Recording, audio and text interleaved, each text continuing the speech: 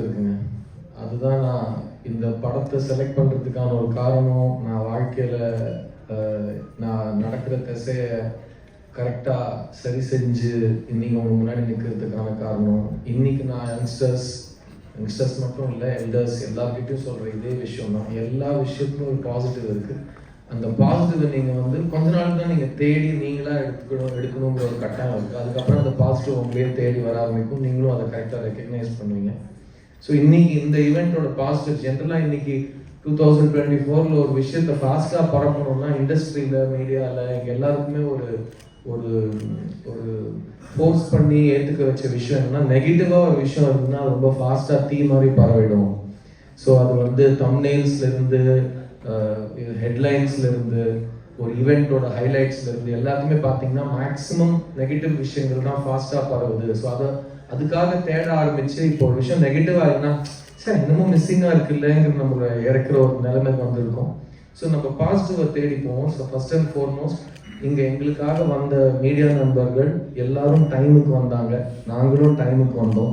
Function டைமுக்கு start ஆகி டைமுக்கு நடந்து டைமுக்கு முடிய போகுது. அது ஒரு பாசிட்டிவ் விஷயம். ஸோ எல்லாருக்கும் ரொம்ப ரொம்ப நன்றி.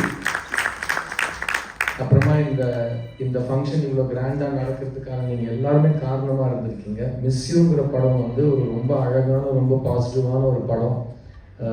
இதுக்கு முன்னே நிறைய பேர் சொல்லியிருக்காங்க, இந்த படத்தில் எங்கேயுமே வெட்டு குத்தோ ரத்தமோ பழியோ இல்லைன்னா வன்மமோ எதுவுமே இல்லாத ஒரு பாசிட்டிவான ஒரு ஃபீல் குட் ஃபிலிம். நாங்கள்லாம் சின்ன வயசில் விஜய் அவர்களோட படங்களை தேட்டரில் பார்த்த ரசிகர்கள் 90s வாழ்ந்த காலம்.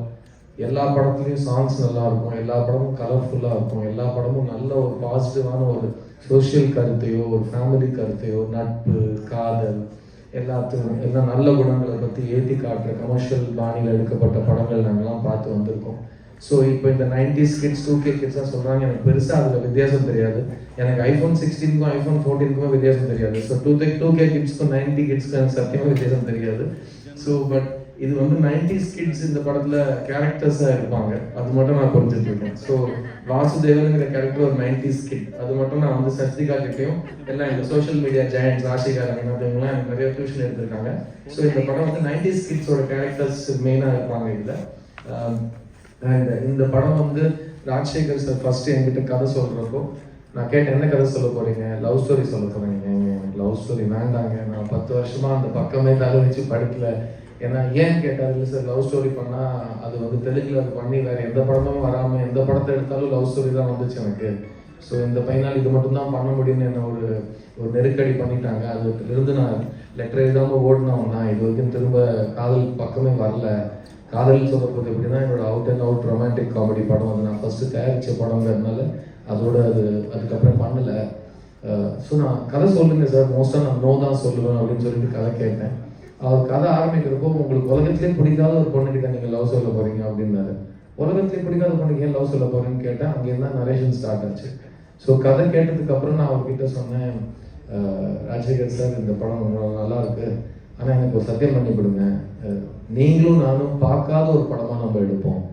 பிகாஸ் ஏற்கனவே அரைச்ச மாவை திரும்ப அரைக்கிறதுக்கு நானும் தேவையில்லை, நீங்களும் தேவையில்லை. அதுக்கு இயற்கையாக வேறு ஆளுகளை தேடிப்போம், நம்ம ஏதாவது புதுசாக பண்ணுவோம். ஸோ இதை நீங்கள் நானும் பார்க்காத ஒரு படமாக எடுப்போம். அப்போ தான் இந்த காலத்து பசங்க கிரிஞ்சுலாம் சொல்லாமல் இருப்பாங்க. பிகாஸ் அவங்களுக்கு கொஞ்சம் பழைய வாடை வந்தோடனே கிரிஞ்சுன்றாங்க, எல்லாத்துக்கும் கிரிஞ்சுன்றாங்க. பட் இது ஒரு பிரத்யேகமாக இந்த ஒரு விஷயத்துக்கு சொல்கிறாங்கன்னு நான் கொஞ்சம் ரிசர்ச் ஆராய்ச்சிலாம் பண்ணி கண்டுபிடிச்சேன். ஸோ நீங்களும் நானும் பார்க்காத ஒரு படமாக பண்ணுவோம் ராஜசேகர் அப்படின்னு சொல்கிறப்போ இந்த ஜேர்னி ஸ்டார்ட் ஆச்சு. அங்கே தான் சாம் மேத்யூ எங்கள் வாழ்க்கைக்குள்ள வந்தார். சாம் மேத்யூ மீட் பண்ணுறதுக்கு முக்கியமான காரணம், அவருக்கு ஒரு கேர் ஆஃப் அட்ரஸ் என்னன்னு கேட்டேன். அவங்க மௌனிகாவோட ஹஸ்பண்ட் அப்படியே அவங்க ரொம்ப நல்லவங்க, கண்டிப்பாக ஒரு நல்லவராக இருப்பாரு அப்படின்னு எனக்கு ஒரு தைரியம் வந்துச்சு. ஸோ அப்படி தான் அவர் மீட் பண்ணுறது நடந்துச்சு. அண்ட் பார்க்கறதுக்கு என்னமோ ஒரு பிராண்ட் லான்ச்சுக்கு அந்த CEO மாதிரி பேசிட்டு போயிட்டார் அவர். இது ரொம்ப தேவை சார் சினிமாவுக்கு. ஜென்ரலாக ப்ரொஃபஷனலாக இருக்கிறது, டைமுக்கு விஷயங்களை ஸ்டார்ட் பண்ணி டைமுக்கு முடிக்கிறது, கரெக்டான நேரத்துக்கு சம்பளத்தை கொடுத்து யாருமே அவங்க டிக்னிட்டியை தோக்கடிச்சு கெஞ்ச வைக்காமல் எல்லாருமே ரொம்ப ஃபேராக பண்ணியிருக்கீங்க. அண்ட் ராஜசேகரும் நானும் என்னெல்லாம் இந்த படத்துக்கு கேட்டோமோ எல்லாமே கொடுத்துருக்கீங்க. So thank you so much for supporting the film. மிஸ்யூங்கிற படம் ட்ரெண்ட் ஃபாலோ பண்ணுற படம் கிடையாதுங்க. இப்போ கடந்த 10 வருஷத்துக்கு இவ்வளோ படம் லவ் ஸ்டோரி ஜெயிச்சிருக்கு, அதனால நாங்கள் இதில் முதலீடு போட்டு பண்ணுறோங்கிற மாதிரி அவங்க வரல. இது வந்து ஒரு கதையை மட்டும் நம்பி எடுக்கப்பட்ட படம். ஏன்னா கார்த்தி சொன்ன மாதிரி லவ் ஸ்டோரிஸ் எப்போவுமே ஒரு பயங்கரமான ஒரு ஃபேன் பேஸும் ஒரு டைம்லெஸ்ஸான ஒரு ஃபாலோயிங் இருக்கும்.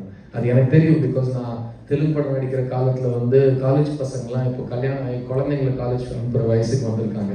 அவங்களாம் வந்து என்னை மீட் பண்ணுறப்போ சொல்லுவாங்க, நீங்கள் ஏன் லவ் ஸ்டோரி பண்ணுறது இல்லை? அப்போ நான் சொல்லுவேன், எனக்கு போர் அடிக்குது, புதுசாக இல்லை, பண்ணுறது போர் அடிக்கும்னு சொன்னேன். அவங்க சொன்னாங்க, நாங்களாம் லைஃப்பில் நல்ல பையனை செலக்ட் பண்ணி கல்யாணம் பண்ணி வாழ்க்கையை நல்லதாக நடத்துறதுல உங்களுக்கு ஒரு பெரிய ஒரு இன்ஃப்ளூயன்ஸ் இருக்குது. ஏன்னா நீங்கள் பண்ண படங்கள்ல எப்போவுமே ரொம்ப நல்ல பசங்க எப்படி இருந்தால் நல்லா இருக்குமோ அந்த மாதிரி பசங்களோட ப்ராப்ளம்ஸ் நீங்கள் பேசி 2 பேர் லவ் பண்ணுறப்போ எதுக்கு லவ் பண்ணுறாங்க, ஒரு பொண்ணு ஒரு பையனை எதுக்கு பிடிச்சிருக்கு, ஒரு பையனை எதுக்கு ஒரு பொண்ணை பிடிக்கணும் அப்படிங்கிற காரணங்கள் ரொம்ப ஜென்வினாக ரியலான காரணங்கள், மிடில் கிளாஸ் புரியுற காரணங்களாக சொல்லியிருக்கீங்க. அது எங்களை லைஃப்பில் ரொம்ப இன்ஃப்ளூயன்ஸ் பண்ணியிருக்கு. நாங்கள் எங்கள் பசங்களை வளர்க்குறப்ப கூட உங்கள் படங்கள்லாம் காட்டி அந்த சாங்ஸ்லாம் காட்டி வளர்க்குறோம். So it's very positive influence on us from your ஃபிலிம்ஸ்னு சொன்னாங்க. அது ரொம்ப ரொம்ப டீப்பாக டச் பண்ண ஒரு விஷயம். அண்ட் எல்லா ஜானருமே ஒவ்வொரு தலைமுறைக்கும் திரும்ப ஒரு வாட்டி எடுக்க வேண்டிய கட்டாயம் இருக்கும். நம்ம அந்த பொறுப்பு இருக்குது. பிகாஸ் இப்போ 25 இயர்ஸ் ஒரு ஜென்ரேஷனே வயசுக்கு வந்திருக்கும். 20 வருஷத்துக்கு 10 வருஷத்துக்கு அப்புறம் இன்னொரு ஜென்ரேஷன் வயசுக்கு வரும். ஸோ அவங்க முதல் முறையாக காதல்னா என்ன, அந்த அட்ராக்ஷன்னா என்ன, ஹார்மோன்ஸை மீறி புரிதல்னா என்ன, நட்புனா என்ன, மரியாதைனா என்ன, ஒரு தம்பதியாக வாழ்றதுக்கு என்ன அப்படிங்கிற எல்லா எமோஷன்ஸும் ஃபர்ஸ்ட் டைம் அவங்க வெளியில் காட்டுறப்போ, பெரிய ஸ்க்ரீனில் பார்க்குறப்போ நமக்கு அந்த பொறுப்பு இருக்குது. நம்ம அதை வந்து இந்த ஜென்ரேஷனுக்கு அடாப்ட் பண்ணி அவங்களுக்கு அதை புதுசாக காட்டணும். பட் அது எப்போவுமே கருத்து தான். ஏன்னா எல்லாருக்கும் பிரச்சனைகளாக இருக்கட்டும், சந்தோஷம் கொடுக்குற விஷயங்களாக இருக்கட்டும் 1000 வருஷமாக பெருசாக மாறல.